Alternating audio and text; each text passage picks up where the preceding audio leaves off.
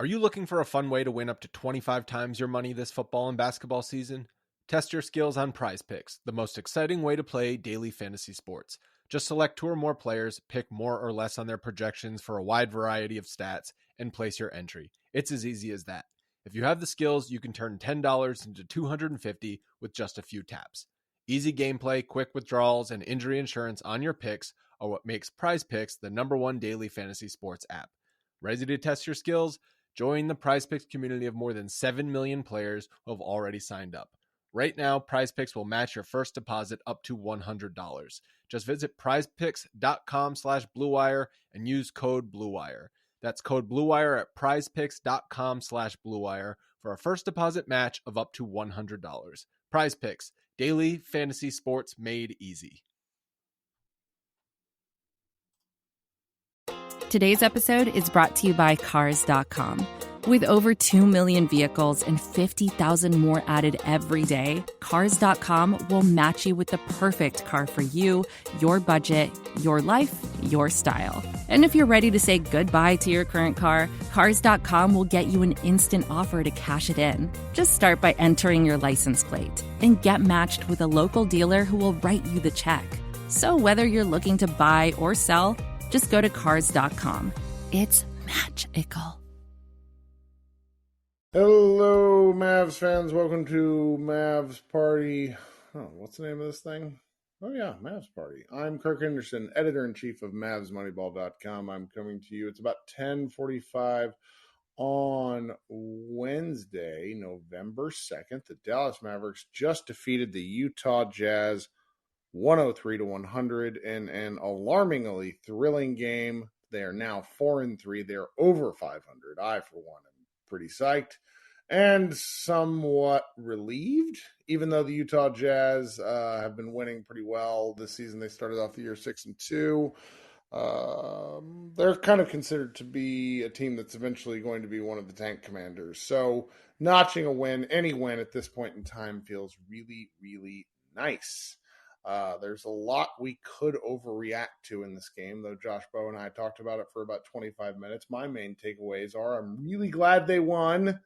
And past that, they have a whole bunch of other things that they probably need to work on in some way, shape, or form. If you watched any of the post-game coverage, there was a lot of things you could read into. Seems Christian Wood was really just very borderline emotional with some of how he played after a couple of rough games. He had 21 points and 10 rebounds, a lot of it coming in the second half. Dwight Powell played his absolute ass off. He was a plus 25 in 19 minutes, which is really, really something. He is doing the thing where he's making the case for why he should get more minutes. If you guys would like to come up on stage here, go ahead and hit that speaker request button. Listen for your name to be called. Fire off your take and look for the green ring around your name to be lighting up to make sure we can hear you.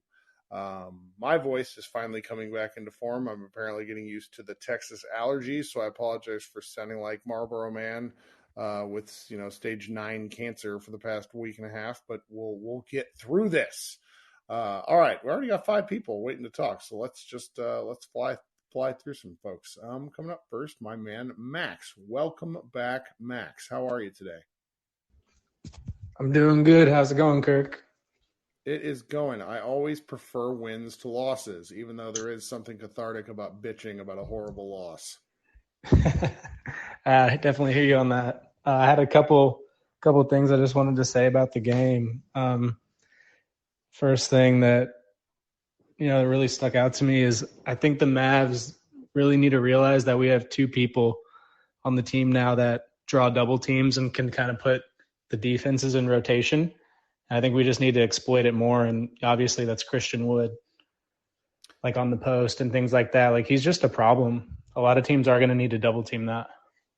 A real problem and an underutilized problem for me in some elements. He gets shots up in a way that just makes it look so easy. Yeah, it was really impressive to me. And I think he did have like maybe 1 or 2 turnovers. But overall, I mean, he's a good passer of the ball. So I think I mean, just like you said, pretty underutilized. I think we need to, like with the pin down screens and having him initiate with the ball a little bit, not so much from the top of the key, but from like the short corner or like the high post or from even like the free throw line extended, like that inside the 3-point line, him initiating from there in a way. I think that could just be a really good tool for us. And honestly, I think it would be also a good like late game because he can draw fouls and, like I said, put a lot of teams in rotation and in hard points, like positions where, like, instead of like, obviously, you know, Dinwiddie did hit that 1-3 off the isolation, but, you know, even like a late game option on offense, something to like kind of take that off of Luka's shoulders would be a really good option as well. Yep. I mean, Josh Bowe pointed this out in the post-game show that he and I did, that Luka didn't take shots kind of down in the final, 2 minutes or so. It was Dinwiddie and other people, which is not something we've seen before. And it's just finding ways to be less predictable. I think that's part of why the Mavericks survived the late flurry from the Jazz. I mean, obviously you would like to beat a team that is in theory much worse than you by more points. I am, with kind of the unevenness in which that they played, I am just pretty pleased to get away with a win. I just don't know why they didn't go to Kelly Olynyk for the last second shot. He would have for sure hit it against us. Oh my God. You're not joking. I was just waiting for it. How crushing would that have been? Like it was really something. Really something. All right. Well, I won't take any more time, but that was just what I wanted to say about it. Great win. You know, Christian Wood stock rising, JaVale McGee plummeting. That's the last thing I'll say. Thanks for joining, Max. Appreciate you starting us off. Yeah, no problem. All right. Coming up next is, let's go to my guy, Matt Phillips. How we doing? You were at the game. Tell me. It was a lot of fun. I'm glad they won. I was a little worried that my magic was wearing off with the being at the game, but I guess it only worked. They did go ahead and win today. So we talked a lot about Christian Wood's passing and everything. It was readily apparent to me there that the game changed when he said, "F it, I'm not going to let Rudy Gay guard me," and got to the rim repeatedly. Like, his passing is good and potentially game-changing, but to a point.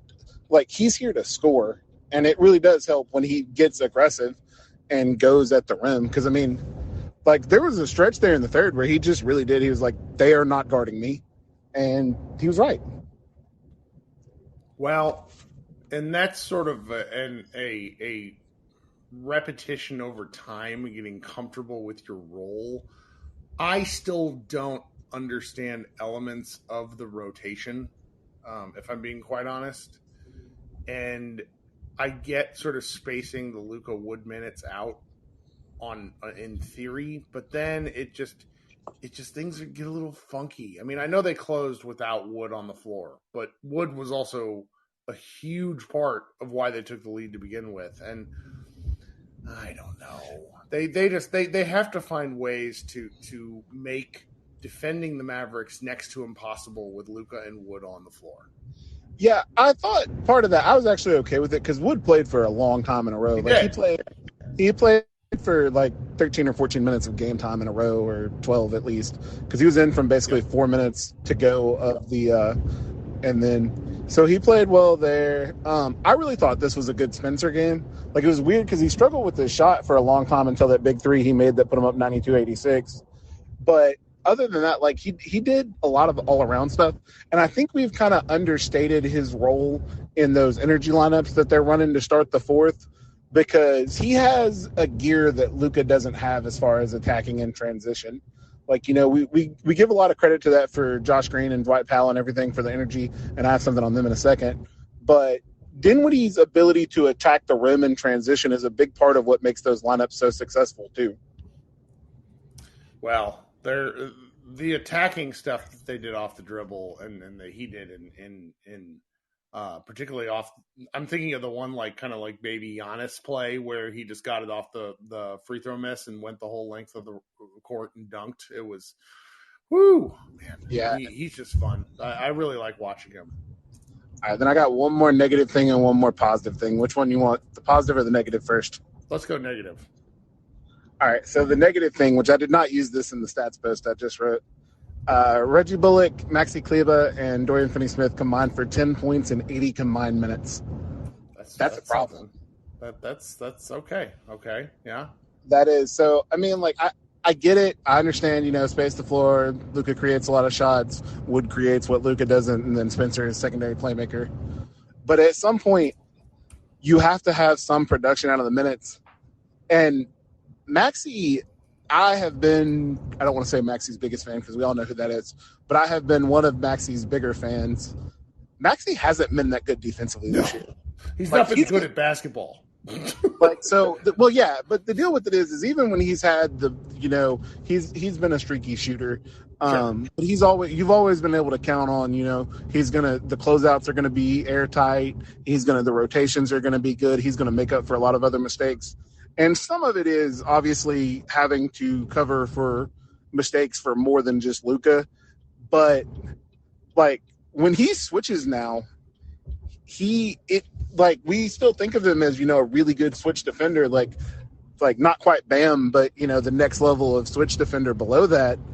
And that just hasn't been the case this year. When he's gotten switched, if the small tries to take him off the dribble, he gets beat. And I'm saying this without having looked up a ton of stats on it, which is generally a mistake. But just from my eye test, I've just seen him get beat off the dribble more than I ever remember seeing him get beat off the dribble. Which, if he's not making shots and they're not doing anything else, that is hard to live with. Yeah, and some of this makes me think we just need more sample because the Mavericks had such a rough start to the season last year defensively, and there's a lot about defense that is kind of like, it's a kinetic chain thing where the whole team needs to be on the same page. It's why last year's starting group looks so damn good when they're on the floor together because they played a ton of minutes together. So it's like these guys need some of these reps to get things back in shape. So, you got anything else for us, buddy? Maybe not. He's driving through the middle of Texas and he might be muting himself. Matt, thanks for joining us. The last thing I got one more thing. Sure. The last thing I got is this is a small thing. He's certainly not a great philosopher, but Ty from Dude Perfect, he says in a lot of his videos that hustle wins games. That applies to Josh Green and Dwight Powell, and they deserve a ton of credit for just how freaking hard they play. Good take. I think Josh Bowe and I did not get to discuss Josh Green near as much, but I will say that there's elements of what Green is doing in limited minutes that he's making the argument for more. And more importantly to me, outside of these hustle minutes, which are valuable but are hard to sort of quantify, he's getting the Dorian Finney-Smith threes that Dorian got in year 3 or so. When people just knew, because Dorian couldn't shoot. Dorian shot 29% from 3, and then all of a sudden he's shooting 38% from 3. Well, he's just taking the shots that are given to him, and he's making them. He's not going to continue to shoot 7 of 11 from 3. That's okay. But if he can be a threat to score, that opens things up over time. On the scouting report, it eventually becomes, well, just leave Josh Green open to, you need to close out harder on Josh Green. And that has a cascade effect to the offense no matter who is in. Yep. All right, buddy. Adios. Thanks so much. All right.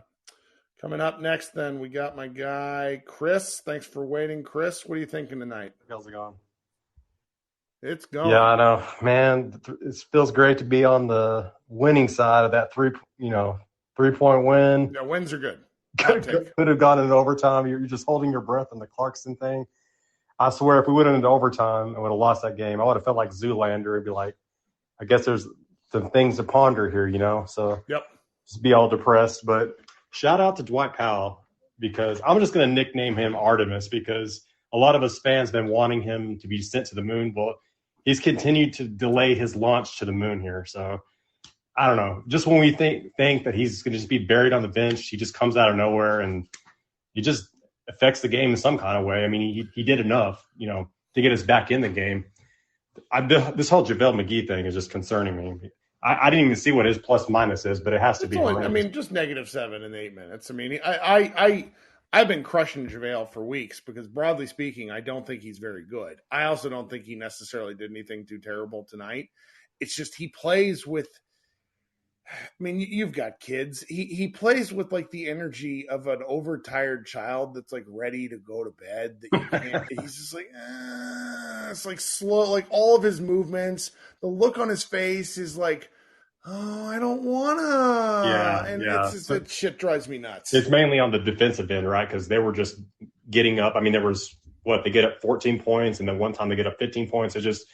It's kind of crazy how we came back twice. That's just nuts. And just Luka's just being Luka.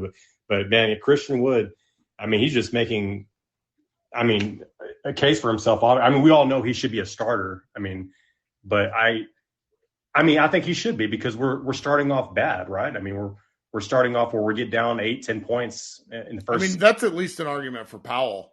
It's at least an argument for Powell. Yeah. True. Where it's like 4 minutes of energy. And like, I think there's a trickle down effect of energy because if I'm being supremely critical, Luka Doncic could stand to start these games with a hell of a lot more flair or like, I'm going to fuck you up type energy. And he just never he takes a while. He's a kind of a rope-a-dope guy.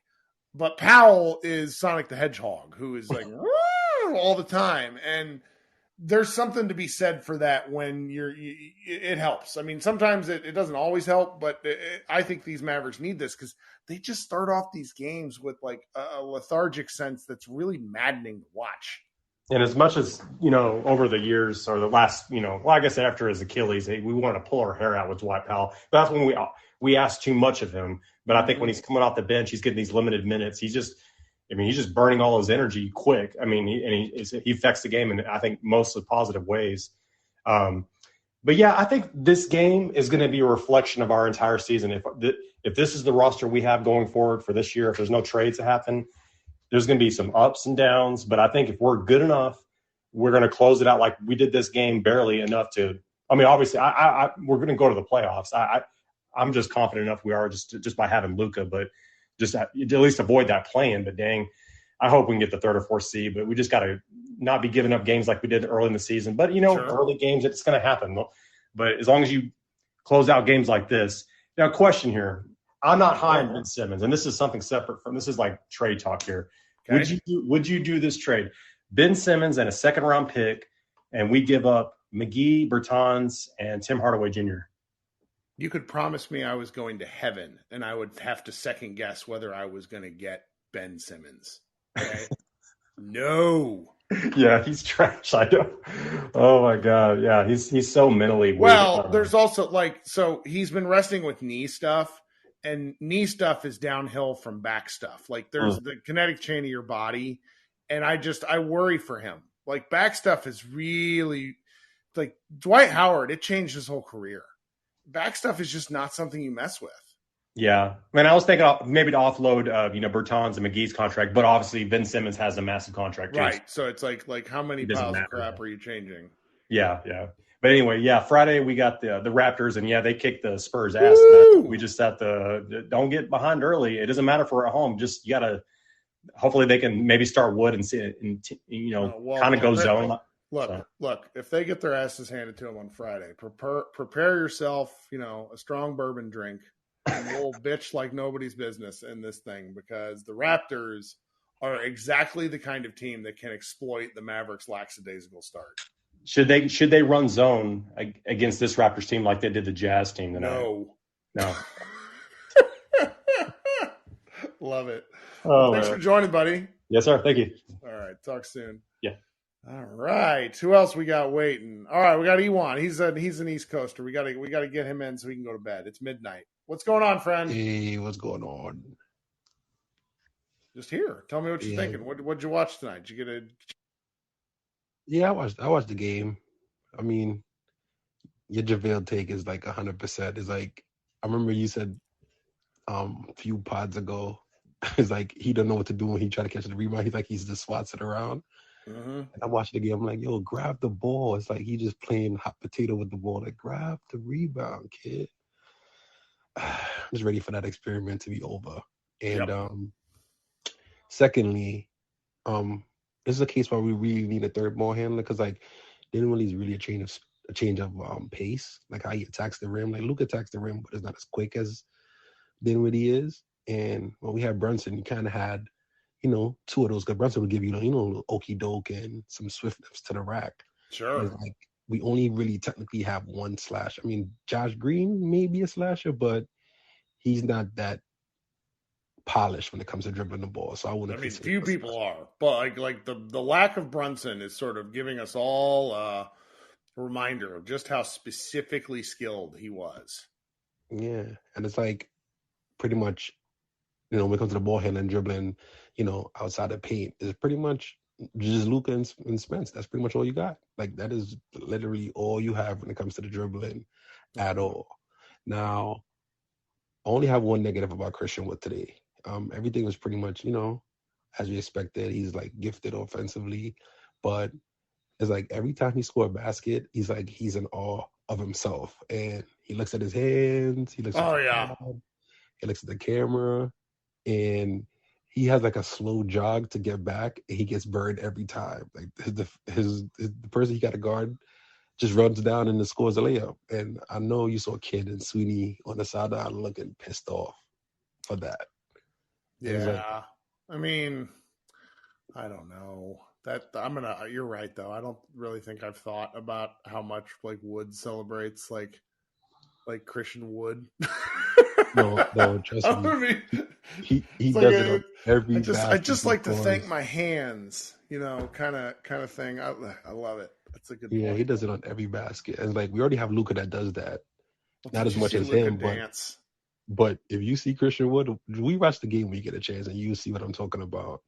And maybe those are the little tweaks that's like happening in practice to where Kid and the coaching staff can see and say, well, they don't fully trust him in the closing lineup for simple things like that. It's like mental lapse. Like you score, celebrate but get back. Don't score and just stand there. You can't have two players in the closing lineup doing that. Luka and Wood at the same time. But I mean, other than that, I mean, it was a good win, man. Powell, Green, energy gods, we need that. And yeah, let's keep it going. But when you get a chance, check that out and see if you see that in regards to what I'm talking about. Well, I mean, see, I might not like. I kind of maybe I'm just getting old, but like I kind of love like overly celebratory bullshit. Like I was such a fan of like Attitude Era WWE wrestling. And like there's all sorts of elements of what like Luka does that remind me of like Shawn Michaels and just like crazy bullshit that's just you either love him or hate him. And like that sort of thing infecting the Mavericks probably drives Kid crazy, but I love it. I mean, like, yeah, as fans, we love it. He hypes the crowd up, and like I've seen in the chat, but Kid as like someone that, we just went to the Western Conference Finals, and it's the small things that's gonna get you over the hump. That's something that's he probably looks at like, all right, we gotta nip that in the bud early in the season before it drags along. Because when it gets nitty gritty, you want your best players out there, and if Wood want to be out there as one of our best players, which he is, he gotta realize that as well, and you know what I'm saying, like show that out. Yep. So, but good win. Mavs Party. Right, well, thanks for coming on. Appreciate you. All right, talk soon. Coming up next then. Oh, hey, it's my man Doe. It's been a while, friend. Hope you're feeling well. Welcome back to the show. Hit that unmute button and tell us your takes. Give Mr. Dang a second. It's been a while since he's been in the app. Can you hear me? We'll see. Hey, Kurt. Sorry, man. I just got triple bypass surgery 2 weeks ago, about a week ago. Well, shout out for being alive. Yeah. Thanks for letting me on. I've been listening to your podcast and, some of the Mavs Party recorded and stuff. I feel good enough to, after the game, to call in. But we sound good. Yeah, I think, Kid's just too stubborn. The rotations are the same. I mean, what do we got to do to get Wood more minutes, because he changed the momentum in the third quarter. Why not at least in the fourth quarter, rotate him in on offensive possessions and let Maxey come in on defensive possessions, Right. I just don't understand why, he's got the same stubbornness. Remember last year we had the same problem with guys not being able to shoot, hit their shots. So why not let Green have some play? Why not let Wood have more play and let the other guys who aren't shooting well, let them, earn their time a little bit more. It's okay. I just don't understand that. Why go to the same madness when we should be maybe only one game under, we should have only lost one game. I just don't understand. Well, number one, kid is a stubborn mule. Oh, my God. That's an understatement, sir. Jeez. He wins the carrot for donkeyiness, and he should sit his ass over there with Nash, who's stubborn too. I love it. Well, I mean, they'll figure it out. Like, the thing that I kind of keep reminding myself is that we would much rather them figure out this mess now than play really well and then hit a bump. So, like, there's a lot of progress this team can make. You see it in every game. And realistically, they've only had, they've lost 2 games by 2 points, which were frustrating, and then a third game in an utter collapse. They've yet to get the shit kicked out of them. And when that happens, because it's a long enough season to where it's going to happen, that will be sort of a much more telling result. Because right now, I feel like they've beaten themselves much more than they've actually been beaten. I agree. But you know what? Where is this Kirk coming from that he's so optimistic? I mean, I'm not that optimistic.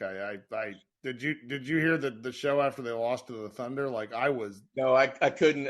I screamed in a pillow, and my heart was, You don't. Yeah, you want to. Yeah, you just went through triple bypass. You don't need a 4th bypass. Like, we're. Yeah, it's not fun. My leg hurts from that vein they removed. So. Woo. Oh yeah, it's fun. I don't advise this for anybody. Now, I'm glad you're with us. You got anything else before you get out of here? I'm so thankful for what you do, and I'm really glad to be back listening. Outstanding. We're glad to hear from you. We'll talk soon. Okay. Yes, sir. All right. Coming up next, then, my man Ruben, who I can tell wants to yell at me about some stuff. What's going on, friendo? What's up, Kirk? I'm glad your voice has recovered. No, it's still shitty. My mother called me and she was like, "You need to go to the doctor." I'm sorry. Don't waste your money, man. Just drink some orange juice and take some Allegra. You'll be all right. But no, man. It's not too much to complain about in this game. Like, I love the win. We beat a good team that's starting out, but shouldn't be as hot as they are. Just to start off, like, just watching them play us in the regular season off their team, who would you want on the Mavs? Ooh, that's a tough one because it sort of depends on what you think the Mavericks' problems are. And my initial instinct is always somebody like Mike Conley for steadying factors. But I think that the somewhat, Tim Hardaway's been so rough that I think that like a sneaky pick might be like Jordan Clarkson just for scoring kind of flair and variety. But I'm not sure what any Jazz player actually does that answers a question the Mavericks have. Does that make sense? That makes a lot of sense. I was watching it, and I'm, all the Jazz supposed to be tanking and get their players. I'm watching it. I'm like, Conley starting. Yep. He had a couple all okay plays, but nothing to, give up the mortgage about. I don't know, but Jordan Clarkson is always a treat on any team he's on. Like, I feel like he is like a more consistent Tim Hardaway in my opinion. It wouldn't hurt to have him coming off the bench like he used to. But first thing is, like, I might get off the heel of Seawood starting. It just like hurts me to say Powell will look better than McGee. I'm not going to trash McGee because he's been trashed a lot in this couple minutes that you've opened this green room. So we all know the issue of why we start slow in the first quarter and even starting the game. And I feel like Powell, and I will not get off of this. You may turn one day, but until the month comes that Reggie is in his Super Saiyan mode, I don't want him starting. It's like, what is he giving you? He hit his first shot, thank God, in the last couple of seconds of the game. But if you just switch him out and just give Josh Green those minutes with Powell and Josh Green, that's what we're looking for in the first quarter. Like at the jump of the ball, we're looking for that energy. And it was one play, and I think it was maybe in the second, where everything had bogged down. I don't even think Luka was on the floor at the time, and Spence was handling the ball. Everybody's looking at him. And then a simple movement, cut to the rim. You might not get the pass, but it moves the defense around. Josh Green did that. He has a good sense of the game with the little minutes we have given him. And maybe we look over it. Jay Kidd is a little stubborn at the beginning of the season, but we know he does change a lot more than Rick did. But I hope that is the change to come. And again, I would love Seawood to start. But if Jay Kidd does want to keep him on the bench with the second unit, I'm not against that anymore. But yeah, we can't start JaVale McGee and Reggie at the same time. Two players that's like you hope Reggie gives you a three.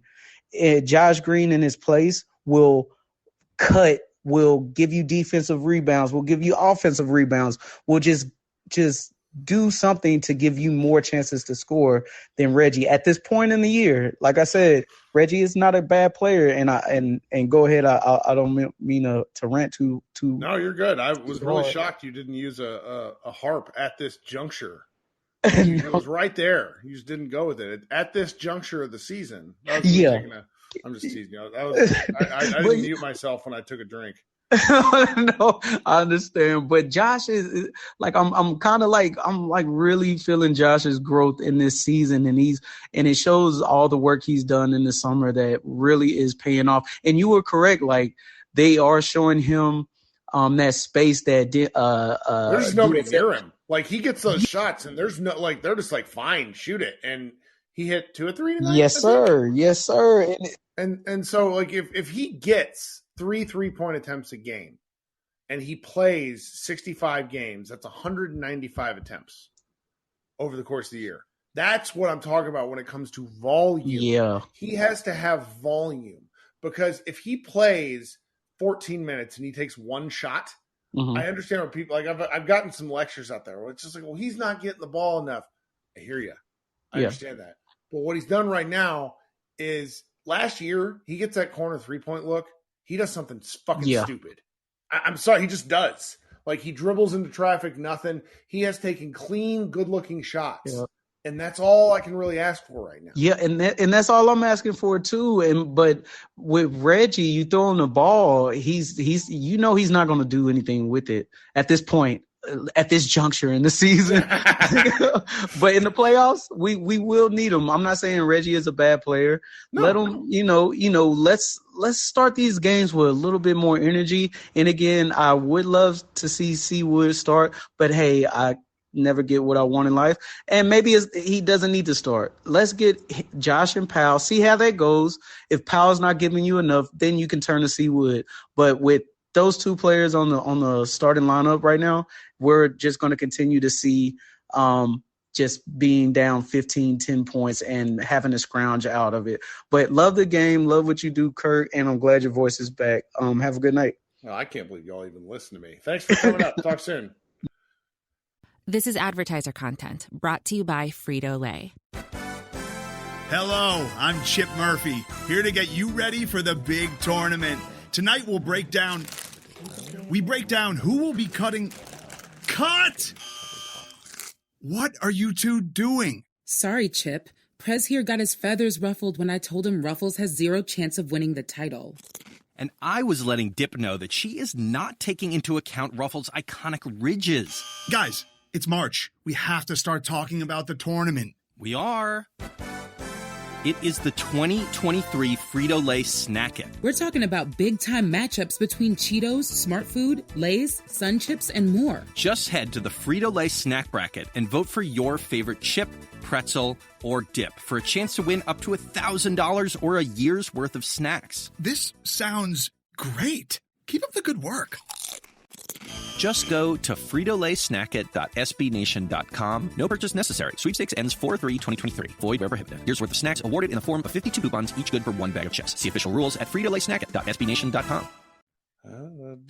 Thanks, Harris. That's a good point. Kristaps Porzingis had played a hell of a game tonight, which we'd love to see. Depending on your point of view, of course. All right, coming up next, my man Krishna. What's happening? What are you thinking? Kirk, how are you? I'm thinking that I'm glad we got a win.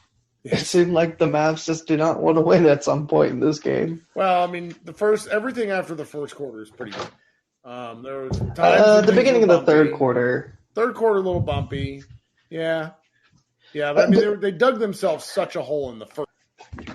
For sure. I missed the first 5 minutes, and I looked at the score, and I kind of went, I don't know if I thought this would be worse or I'm on better. a delay for the cable service that I use, and like Mavs Moneyball has a Slack. Logan Thomas, who will come up next, he's in our staff, and he whenever if I turn on the Slack at all, and like the Mavericks are down, it's like 30 messages of people being like, "Are you fucking serious?" Like just stuff. It kills me, and that's. Yeah, it's so weird. Like I go on, I have Bally Sports Plus, and on the website they have a ticker at the top of the scores. The score ticker updates faster than the game because the game is still on a delay, and it's always the weirdest thing. Like during the game, Conley was shooting free throws, and I went, "Oh, he's going to make this because Utah had a point here that they don't have right now." It's very trippy, but yeah. I don't know. Like, I don't really have much to add. To me personally, I think on the whole Seawood starting versus Powell, I think I reiterated it on Sunday when we played the Magic. Like, and I've kind of felt this now the whole season up to this point is Powell just gives you energy and commitment that McGee hasn't given at all. And, even if it's not Christian Wood starting, I'm happier with Powell starting. Like I know a lot of fans just dislike Powell in general. I've never disliked him like that because yes, he's not a defensive rim protector. He's never been that, but I've never faulted him for like trying. Like I've never watched a game where Powell is just out there and you go, what is Powell doing? Like he's not trying. You're always complaining about what is Powell doing. He's not getting a rebound. And I feel that's way more been about his physical limitations, which realistically is just something he's not going to get fixed and is never going to happen. But you can see it. Like his energy is just way, way higher than anyone else on the team at this point. Ooh, hey. And Josh Green Island. Yeah, no, you're right. No, sorry. I was going to also say, shout out to Rolo, Josh Green Island. We're building huts. I'm going to be on Josh Green Island till it ends, till it completely collapses. But you know what? Looking good. Like we talked about on Sunday, he's getting the open threes that, Dorian obviously got. And I think that's kind of the reason you're seeing Maxey Dorian and Reggie just not getting shots up, but not even just getting good looks because now teams are staying on them like you've talked about for the past few weeks. And so you need guys who are going to get open shots to make them. And it's good that he's not only just taking them and making them, but he's just making smarter decisions. And it's even the same with Luka. Like you talked about it earlier. Luka didn't take too many threes. And yeah, I think all the post play it's gonna wear on his body for sure, but it's a lot smarter for him, and in a way it's giving everyone better opportunities. I think the weird thing is, yes, this team could 100% be better. Like, I don't disagree. I think a third ball handler is something this team definitely needs, but, everyone's talking about, like, someone brought up the Ben Simmons rumor, and there's always rumors about Conley. I just don't see any of those moves happening, not because I don't think those are bad moves. Really expensive, but also just look at the quick history already, like the small history of what the moves the Mavs have made. Like guys they bring in, they're not necessarily players, one, we expected, or two, are coming in with super high value.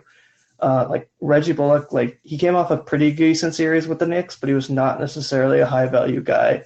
Spencer Dinwiddie, Davis Bertans, not high value.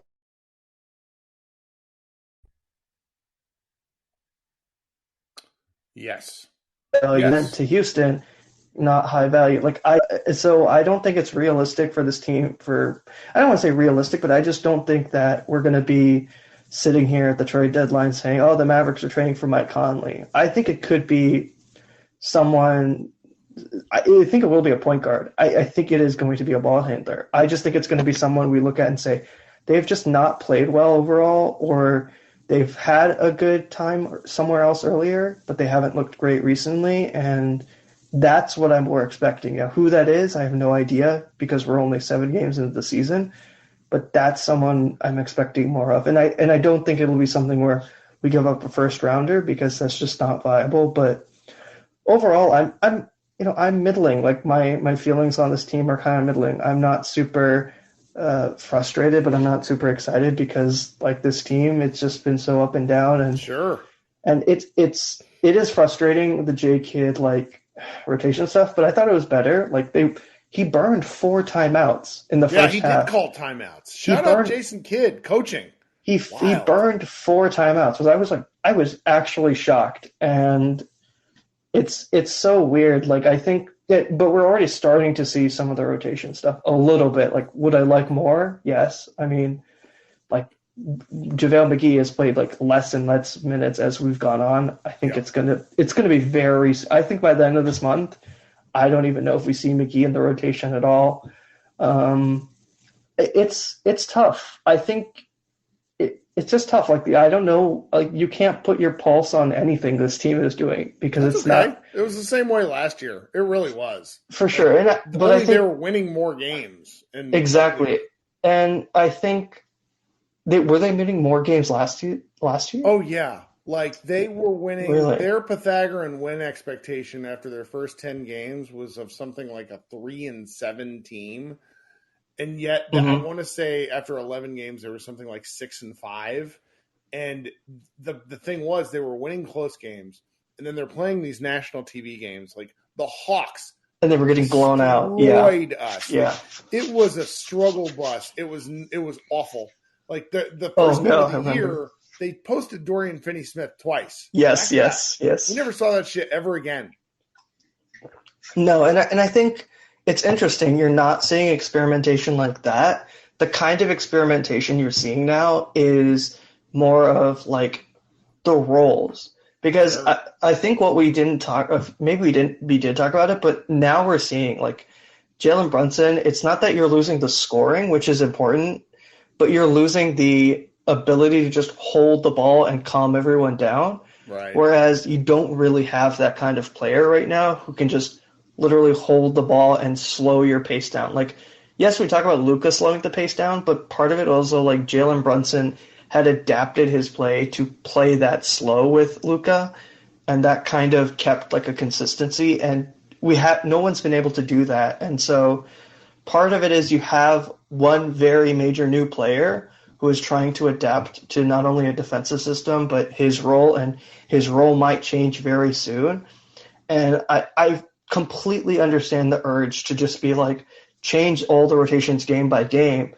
But I also feel like that can create an inconsistency that's even more frustrating, where, yes, I want Kidd to be more reactionary. I would prefer Kidd to be more reactionary in game than between games, if that makes more sense. Well, yeah, because like he can't. We're not going to talk about it because I don't want to overread into anything. But the man cannot help saying things in post game and in scrums. It's like the direct opposite of Carlisle, who'd never say anything interesting. Kid like enjoys like casually throwing bombs, where it's just like, okay, we're not going to do this right now. Yeah, I think it's good. At least it seems like from the players' perspective, from most of the players, it doesn't seem like anything where they're kind of like ready to explode. It's just like Kid, I don't know what you're doing. Like, it doesn't seem like you're helping anything, but it's tough. Like, we're 7 games into the season. The Warriors are under 500. Like, who the heck knows what this team is going to look like? And, I felt like it last year where we got Dinwiddie and the complexion of the team changes. Like, right. I don't know if necessarily that's what happens to this team, but the complexion of this team is just going to change overall. And is our second half of the season easier? I don't know if you can judge that sort of thing at this point because I can't tell because nobody, because we don't really know who the tanking teams are yet. Like the Jazz were one on paper and they're really playing well right now. Like what happens and where? I mean, the Spurs are playing well. The Spurs should be tankathon number 1, and they're like monsters right now. It's like playing hard matters. It just does. So it's like it's hard to make that assessment right now, though. For sure, I think it's. I think everyone, like, what I'm getting from these rooms is everyone's temperature is so, like, up and down, but I think we're all generally positive about the team. Well, my temperature is broadly thus, where they tell us that, like, starting the season well is really important, and then they don't start the season well. Yes, You make the Western Conference Finals on the strength of defense and three-point shooting, and you bring in, and really a scramble coverage defense, and the two bigs you bring in play drop. So, like, whoever feels like talking about this team that really kind of understands what they were watching last year, which, frankly, isn't everybody, and that's okay.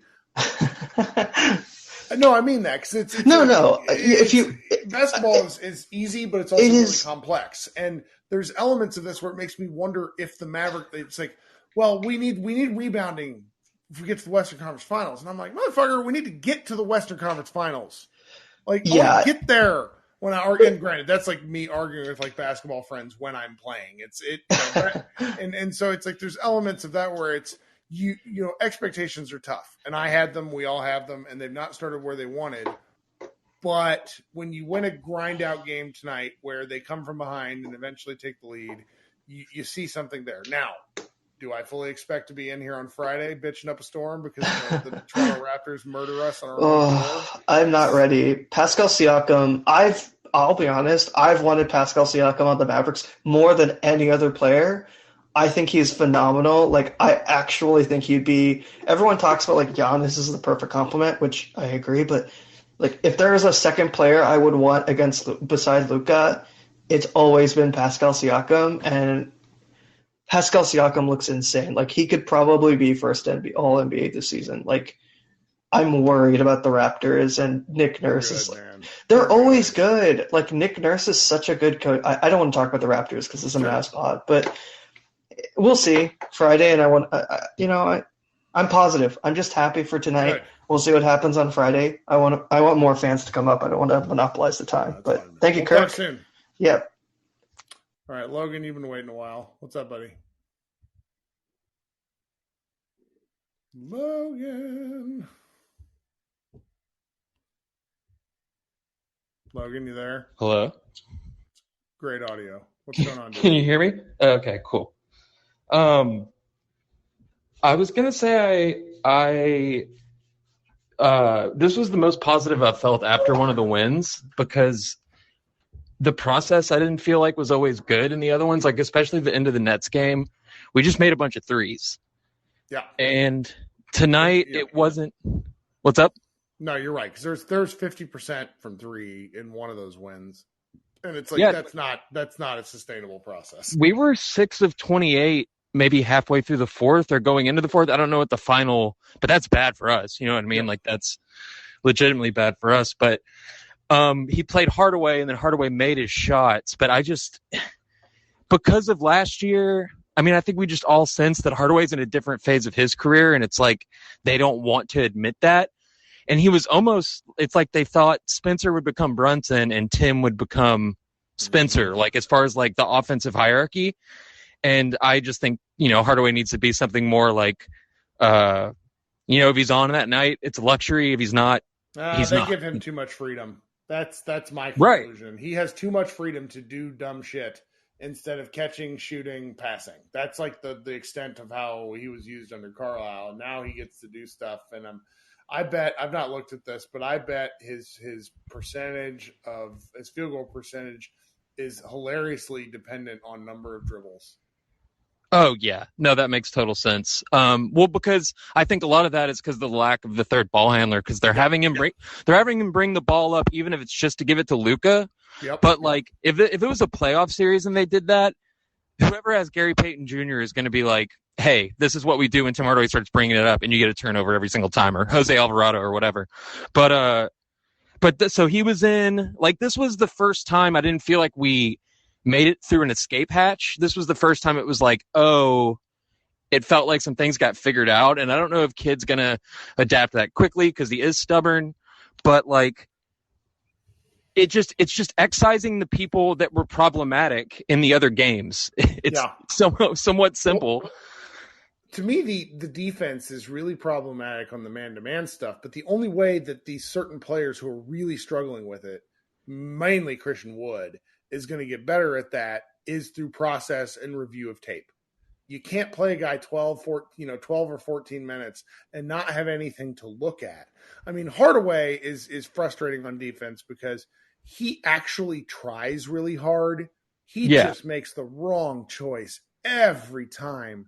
Like, his feet are always weird. He gets beat on one dribble type stuff. For a guy that athletic, he should not be as roastable as he is.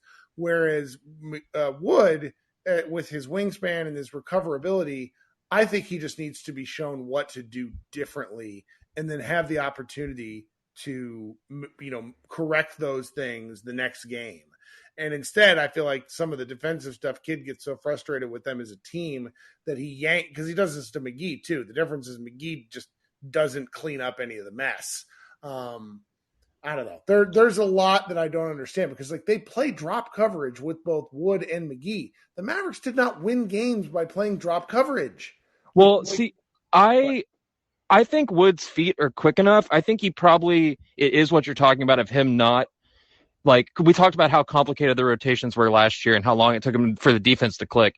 Right. So, and Wood, defensive IQ is kind of the problem, but I'm under the impression that his feet are quick enough. Like, I've seen him stay with guards. He just gets lost in, like, the actual scheme of the defense. But I don't think, like, it will be a compromised switching scheme. He will be the weak link, but I don't think that it will. I feel like at some point he won't have to be stuck in drop because tonight, I think McGee's also, like, McGee is affecting Wood, and I almost kind of sympathize with Kid because he clearly thought McGee would be good on D. I don't agree with him, but, like, the fact that McGee isn't has messed up so much stuff because you're having to scramble and redo rotations. Like, because tonight Wood came in after McGee, so it was like 15 minutes straight of game time of bad defense. It wasn't just McGee and then you bring in Maxey and it's like, okay, we're getting back on D. It was the whole first half of, like, but if you just play Powell, Maxey, Wood in some kind of rotation from the beginning as, like, the game sees fit, you can kind of insulate Wood a little bit more. So I feel like Wood looked even worse when it's like he's coming in for McGee. Let's see what he does on defense. And he's just playing drop and getting killed the same way. And I just don't know how many more games of tape we need to see that happen on repeat. Yeah, I mean, I can't. Well, he just said in the post game, Powell deserves it. He played hard. We'll see. But then he also said it. Maybe if we had a sixth starter, it would be Powell. And it's like, what kind of hedge is that? Like, yeah, are you here to win basketball games, or are you here to make journeyman center JaVale McGee happy? Like, what are we doing? He already got paid. Yeah, and I mean, honestly, he's not really playing like he's not playing like he takes a ton of pride in the starting. He got paid. He's going to be a culture guy. He's about to retire. Like, it is what it is. We shouldn't have given him 3 years, but I don't think it's going to break the team apart. You know what I mean? No, like, and it's a tradable contract, and I really don't expect him to be, unless he starts playing hard. I don't really expect him to be on the team. So I've been thinking about that because even though he played so poorly, there's always a team that just has, like, no front court depth. Sure. And it's going to be what Christian, I believe, was talking about, where I do think we can make moves that, like, make our team make more sense for distressed assets. And I think McGee, you can do that if it's just like, hey, we're taking your compromised guy for our, you know what I mean? But sure. But and then Josh Green, I'm writing that article, so it's like he gave me more to think about. In that post-practice press conference he did, he talked about how defenses don't respect him. He was just, like, very blunt about it and very self-aware, and he's like, so either have to shoot, and then maybe they start to close out. And I like where he's at. I think people, if they're like, he needs to play more, I'm with you on the Reggie Bullock thing. It's just, you can't go to a Western Conference Finals and him be that important and, like, mess with anything with him right now. He just, you go as he goes with that stuff. Like, I think he's too just important to the fabric, you know? So I wouldn't really want to like mess with his minutes, but I just think Green is in a good, and I was going to say, I've been like the biggest start Christian Wood guy, but I actually think starting Dwight Powell for the energy y'all were talking about, because we come out so casual. Luka comes out so casual. Like Dwight Powell's been on hair on fire. He's been more than he was last year. Like obviously it's because he's only minutes he's getting, but I kind of like the idea of him. I mean, it sounds crazy because it's Dwight Powell. Can't believe we're back here, but I love it. Like the full circleness on Dwight Powell is a lot for all of us to deal with. It's an emotional experience. Relationships are a journey. My friend doesn't really watch the Mavs until football season's over. He's just one of those, you know, there's those kind of NBA fans who like, it's just kind of like the secondary thing when football's over. And I told him Dwight Powell was starting the other night, and he was like, "Oh, what's gone wrong?" And I was like, "No, trust me, it's like a good thing." And he was just like, "I can't believe it. I can't believe he won't go away." I love it. All right, now I got to bring up my friend Deshaun, who I feel like arguing with. Thanks for No problem. hanging out. Talk to you tomorrow. All right. Coming up next is Deshaun. He's calling in from across the planet. He's arguing in the chat right now that Luka does not come out casual. My friend, Luka comes out exceptionally casual. Plenty of first quarters. He's just really good at basketball. What are you thinking tonight, buddy? Were you able to catch up on the game? So maybe what happened right now is because I did not see the first quarter. I saw from the second quarter onwards. But like, I do think that like in the previous games this season, and Luka was exceptionally aggressive while coming out in the first quarter. So maybe today is a different. I'll take my L there because I did not watch today's first quarter. All I know is it's mainly a joking energy thing where it's like sometimes he doesn't play any damn defense either, and it's like it's not up to everyone to clean up his shit just because he's really good at offense. That's all I'm teasing you about. I mean, that could be like just a bit of. I mean, the roster is such he really does have to carry an incredibly heavy load sometimes. So I think it's like the least you guys can do for me is play good team defense around me. Not that that's the right mentality. Not saying that's the right mentality, but I think maybe that's. Regardless, I just came here. Kirk, you saw what I had. I had something to say on when are Mavs fans allowed to be happy? Never. But see, I was personally. I've only been really upset after two games, which was Phoenix and New Orleans. But everything else, like I think there are plenty of positives too. If you want to focus on the positives, you can. I'm not a negative person. I acknowledge the negatives, but I focus on the positives. So I'm still hoping that Josh Green becomes a perennial 3-and-D superstar in the league. Because as you can see by my picture, that's what I want from him. And I'll hope until that hope. So the fact that we're in the position that we're in is very like, our record is lying. We're not like a barely above 500 team. I know it looks like we've even played as a team that we below 500. It's a lot of like extremes, but I think we can focus on the positives. People are upset with Jason Kidd. I understand it. I don't know if he's doing some Milwaukee Bucks, the mental games that he played when he was coach of the Milwaukee Bucks with Christian Wood. But I do think he has earned enough credit from Mavs fans to not like try to burn him at the stake. Absolutely not. He wanted JaVale McGee. I'm going to cook him because he deserves to be cooked. Here's a stat for you. JaVale McGee, starting Mavs center, minus 50 in 68 minutes. Dwight Powell, last season starter, plus 50 in 56 minutes. Like, no, come on. I love you to pieces, my guy. But Dwight Powell is part of the problem because I don't think he understands how they won. Luka Doncic is God, and then you surround him with basketball talent that accentuates that. You don't start him with a slow-footed drop cover center. Well, I mean, but radio. I think it wasn't just Kidd. Like Dudley was pushing for him. Yes, it was. Like you get the boys on the team, you hope that he provides vet leadership. Contract was horrible. We knew it from day one. Yep. But just getting a player like JaVale McGee, I don't think inherently is bad. See, the issue that we're having right now is that we're watching Dwight Powell come in and kill it. All I'll say is that this was exactly what was happening in February when Dwight Powell was damn near averaging 70% from the field and then got shut down in the playoffs. So it's not like I can take any solace in the fact that Dwight Powell is playing well right now. So McGee should be playing garbage time over Powell. I think they're both ass. Like when push comes to shove, they're both ass. And Christian Wood can't defend. So the big rotation is still going to be a question mark, but I think it's better options than last year. Like at least I would take JaVale McGee over Marquise Chris.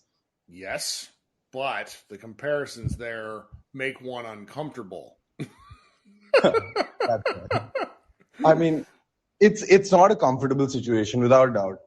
But I think, again, Luka's just good enough to really take us quite far. I think, like, if Jason Kidd can't get him to play defense, I'm worried because then I don't feel like there are many coaches in this league who can really, like, tell the guy who's been a basketball prodigy since he was 13 years old how to play basketball. I think it's going to get to a level like that.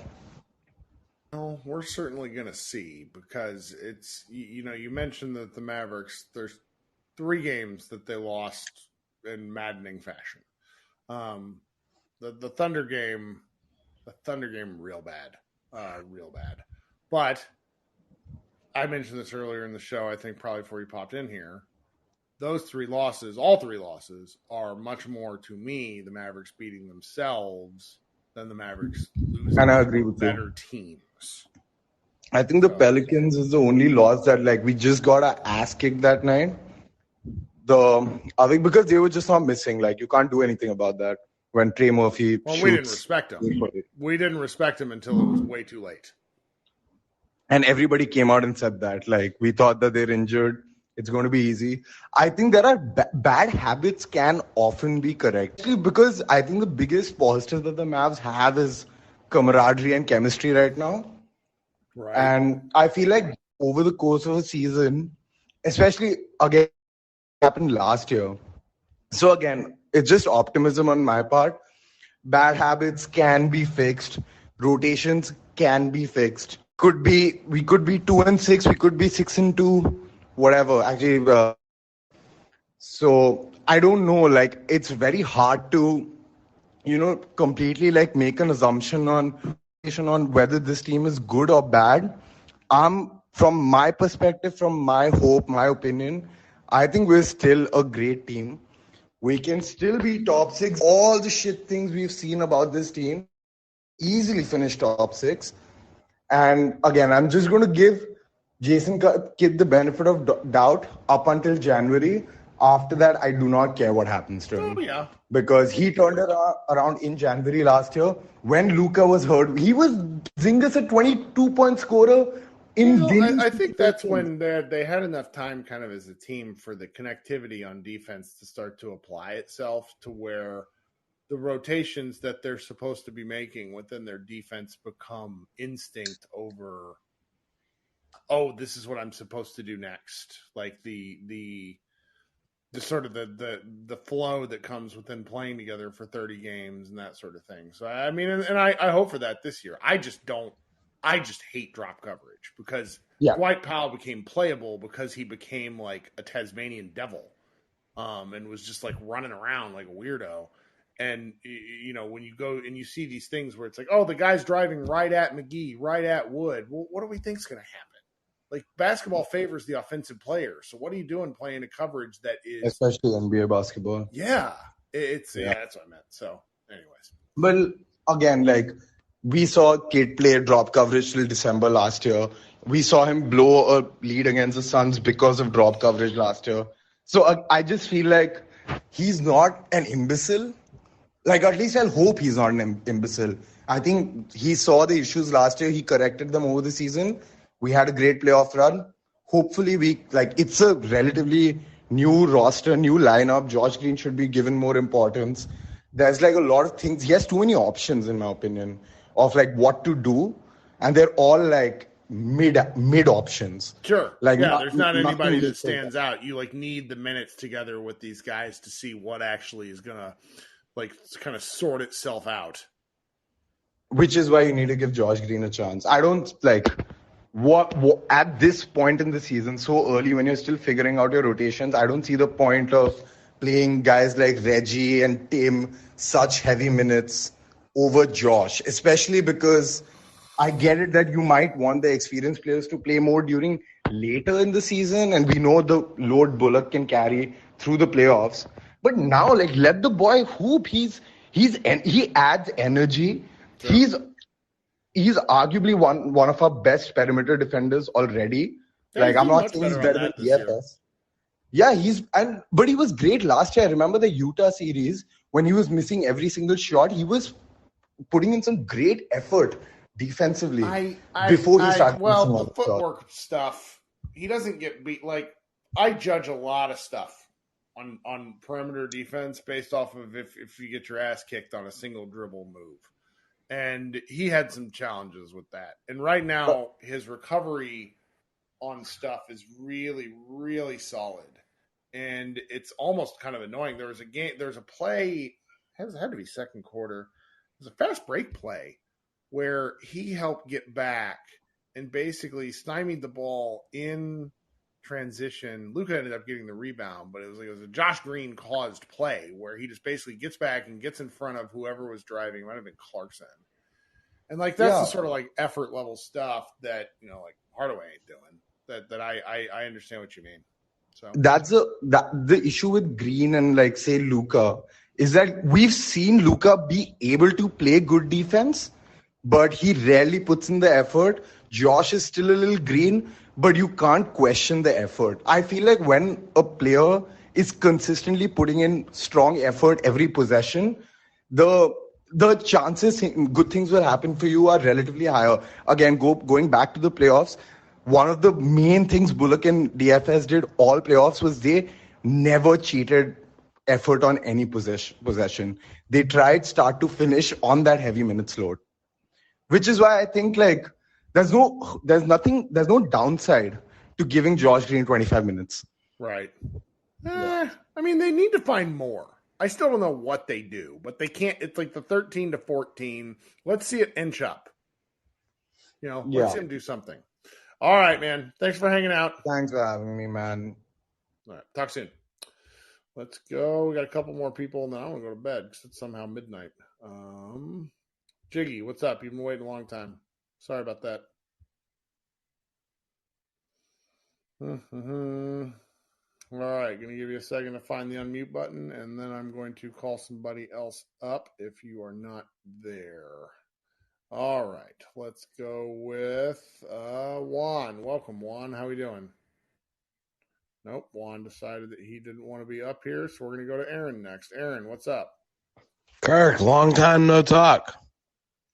How are you doing? I'm doing pretty good, man. I got to watch this game tonight. I've missed about half the games this year, and I miss most of your green rooms. I'll try to join them when I can, but I wanted to just take a step back. I don't know if y'all talked about this earlier. I joined late tonight.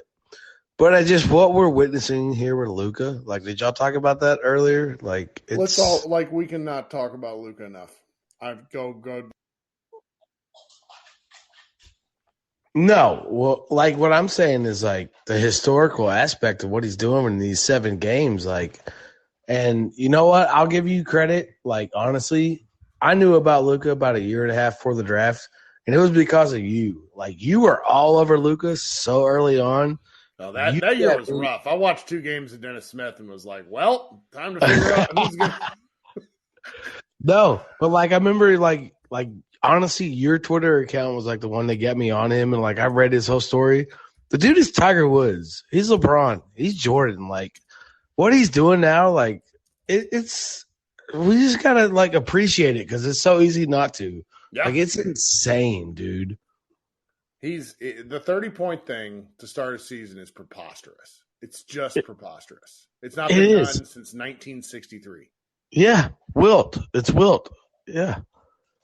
It's and there's one other player I hadn't heard of, but yeah, I'm just saying do we see it stopping? He's just going to keep doing this? I feel like he is going to drop 35 and 9 and 9. The first quarter stuff is so hilarious because it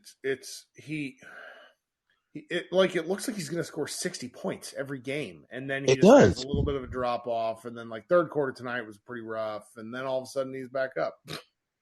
Did you see that YouTube clip? I know you think this. I thought this was from day one, but about Richard Jefferson just going off about he's just special as Braun. And like the way he describes it as, Yep, I remember that preseason. Yep. oh, it's so great, dude. But like he nails it perfectly. And like I want all of us Mavs fans to witness and not take for granted what we're witnessing right here. A lot of fun. I'm enjoying it. That's for certain. Yep. All right. Good to talk to you, man. You too. Thanks for coming up. Talk soon. All right. Last but not least, my man Leo. How you doing, Leo? I forgot to answer your question earlier in the chat. So tell us what you're thinking. My question mainly being, it's two-parted because I know we're really excited by Josh Green, and I'm personally like one of the people on the front seat of the Josh Green bus. But it's like, are we making a whole lot of something out of nothing? Because I love Josh Green, but it just sometimes feels like maybe we as a fan base are overrating what he's doing. I hope we're not, but it's terrifying to think that Josh Green is what's keeping us together in our bench units, because Tim Hardaway just feels like a whole lot of nothing when he shoots 1 for 9. And the other part of the question was, do you think like our free throw rate is sustainable with the way they're officiating the game so far? And do you think there might be a crackdown on trying to lower free throws as the season goes on, and how that would affect their scoring? Love it. Okay, I'll answer both of them. Thanks for coming up. So let's start with the free throw thing first. I think it's sustainable because they're drawing off-ball fouls. Like, Wood is a huge component of this. I think they're leading the league in free throws attempted. So what happens is it becomes sort of a cycle over time where you get a team 3 fouls in the first 6 minutes. Then if they get into bonus with 4 minutes left, you're shooting free throws the rest of the way. And Luka, for the longest time, was the only guy who could draw fouls. Dinwiddie's pretty good at it. Wood's pretty good at drawing fouls. He picks up a lot of off-ball stuff and like setting screens and posting up and thing like that. So I certainly think that sort of stuff is sustainable. It's going to be hugely important to the Mavericks down the stretch. As far as your question about Josh Green and whether we're kind of relying on him being decent as keeping elements of things together, look, it's a long season. I think Tim Hardaway gets his shit together. I definitely think Reggie Bullock gets his shit together. And if you can play Green a little bit and have Green get some experience and provide that extra value to where the Mavericks go from needing it to being a bonus, then the team's better for it. You've heard me. I get sort of frustrated on the way we're leaning on him to. It's like where people are like, oh, he needs to be starting. It's like, well, guys, he shot the ball 16 times in 7 games. Like, what? You need players to shoot the ball. You need players to do some stuff. Now, Green does do a lot of stuff. It's just sort of a matter of expectations. I kind of want to temper them. I want him to be playing 20 minutes a game, and then we'll see where it go from there. Maybe he will end up figuring out, how this goes. I feel overarchingly more good about the Mavericks than Matt. I feel better about them than I did at this point last year, where I was like, what is this team doing? There's elements of things that they need to fix in the way they've lost games. That Thunder game, you guys heard both podcasts. We're all very upset. We should have been, because it was an inexcusable loss. But that's because the team's pretty good versus a team that we're like concerned about over the big picture. All right, everybody, go watch this Lakers game in OT because it is banana pants. Their Falcons quarterback Matt Ryan hits the 3-pointer from Austin Reeves to send it into overtime, and I want to go watch the rest of this one. Thanks for hanging out. We'll be back here on Friday night after the Toronto Raptors game. Check out all of the things going on at Mavs Moneyball and some of our other friend sites like Dalton Triggs Basketball SI. Love all you guys for hanging out, and have a good rest of your week.